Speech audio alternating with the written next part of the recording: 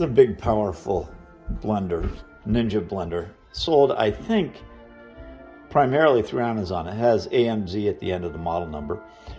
And it comes with this large plastic mixing container.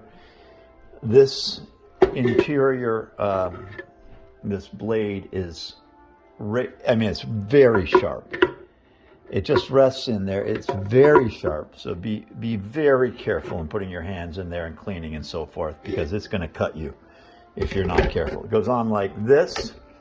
And then you must put the top on, and it goes on only in one way. You can see that the pouring corner, you push down, you press over, and when it's on, it holds.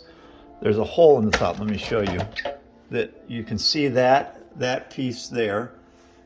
This top actually goes into that hole right there. I'm touching it now. It goes into that hole and needs to have this top on, the lid on, to hold it in. All right, and then you clamp it down. It's fixed. Power on and off here, and here is the pulse. And it's just a really powerful, a very nice blender.